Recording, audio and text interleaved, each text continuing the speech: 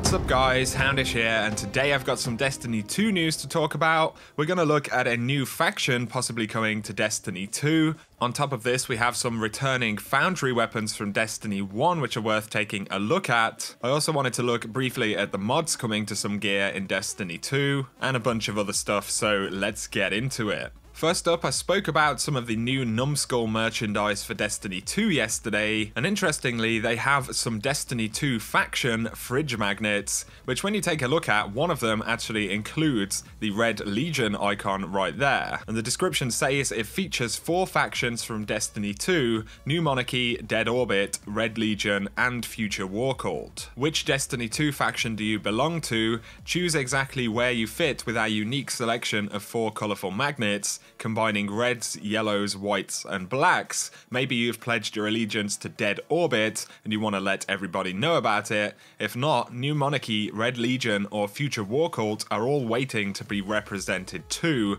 Show your Destiny 2 pride. So this is very interesting, the way that they're presenting these particular faction badges. Before I say anything else, it's entirely possible that they're just viewing the Red Legion as, you know, a faction or a group in the game, not necessarily one that we will actually be able to pledge allegiance to, you know, the same way we think of the current factions in Destiny 1. This could be them kind of misrepresenting this information a little bit, but at the same time, all of the kind of official merchandise and stuff rolling out for Destiny 2 will have been kind of vetted quite a lot, so this is pretty interesting. Perhaps we're going to see a Red Legion faction similar to what we saw with House of Judgment in Destiny 1, where we actually had a member of what we consider to be an enemy race work with us inside of the game. Of course, I'm talking about Varix. He ran the Prison of Elders and the House of Judgment faction. Maybe we'll see something similar with Destiny 2. Maybe this even has more complicated story implications, you know,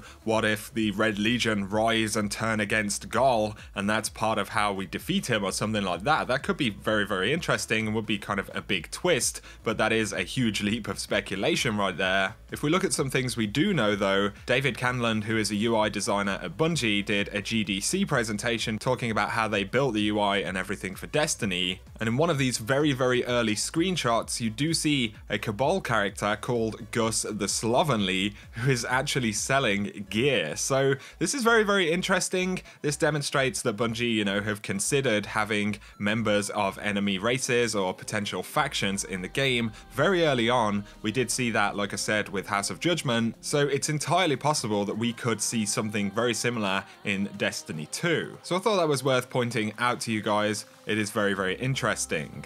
Moving on, there's been a bit of talk over the past couple of days about the weapon you can see on this hunter's back. This was from the competitive multiplayer trailer. This looks very much like the Soros Hawksaw pulse rifle from Destiny 1. You can see that it has the same base weapon model. You also see the green paintwork right there. So naturally people have been saying, is this the Hawksaw returning in Destiny 2? Well, if you actually take a look at the Hawksaw, you can see that the magazine itself is a slightly different color to the one we see from the trailer. You do have the green, but you can't really make out any of the blue color on the weapon. However, the end of the barrel is also a different color to what you see on the Hawksaw, which is actually black. So there is a slight kind of color scheme difference right here. It also appears to be a pretty kind of worn down looking weapon. If we bounce back to some of IGN's footage from the Vostok PvP map, on top of this you can also see what looks like one of the Soros DIS scout rifles, and then what looks like a Soros PDX type pulse rifle, and both of these also have the kind of worn look to them,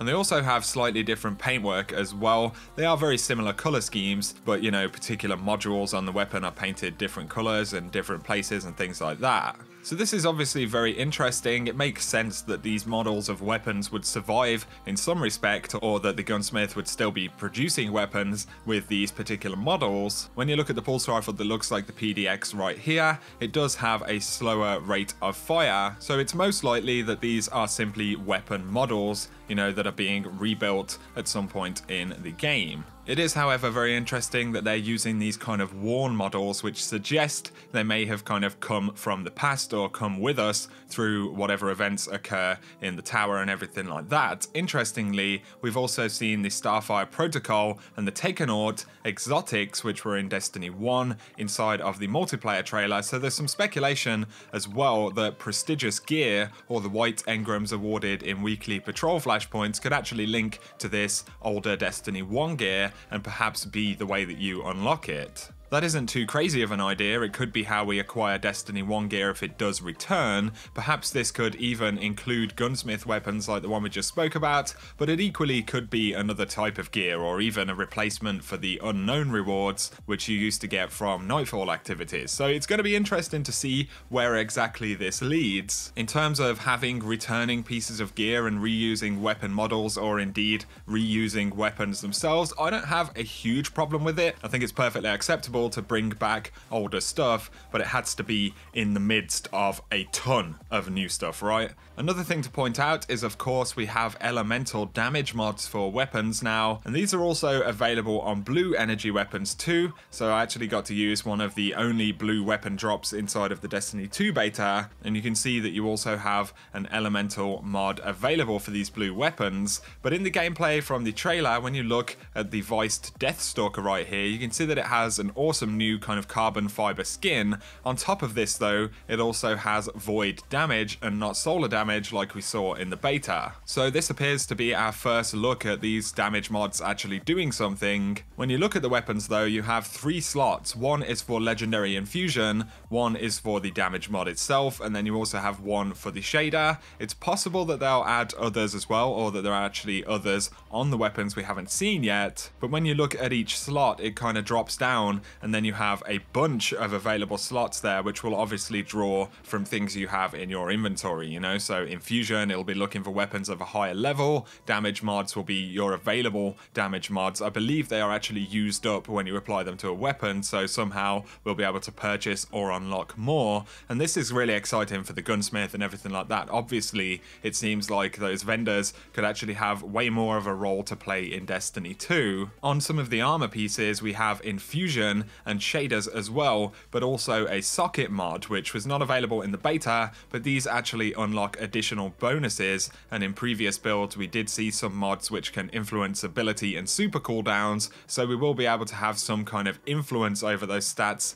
to some degree in Destiny 2, which is pretty exciting. Moving on, I just wanted to let you guys know another kind of stage of the progression into Destiny 2 will be going underway on the 23rd of August. So as of the 23rd of August, most of your character data for Destiny will no longer be available for viewing in the companion app or on Bungie.net. So this also includes being able to transfer or equip gear inside of Bungie.net or the companion app. That won't be available for Destiny 1. It will, however, become available once again once Destiny 2's API is kind of up and running. The thing to note though is if you're using Item Manager and other things like that, they can actually continue to move gear around and access your character data. So really this is confined to Bungie.net, but I just thought that was worth pointing out. Now for the in case you missed it. So there's a cool new Destiny Guardian Crest messenger bag, which you can add to the ever-growing collection of merch for Destiny 2. I will leave the links to that down below. Yesterday I spoke about a new Virgin Media exclusive Sparrow. It's one of our first looks at Sparrows in Destiny 2.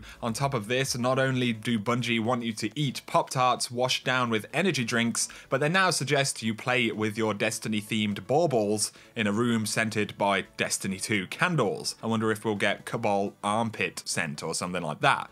If you missed any of those details, then the link will be down in the description below. For now though, I hope you have enjoyed this video, guys. If you have, a like is very much appreciated below. And if you want to save 10% on Destiny 2 Edition Control Freaks or any other Control Freak products, then follow the link in the description and use code Houndish and you can save yourself a few bucks. But I appreciate you guys watching as always. Whatever you get up to, I hope you have an awesome day.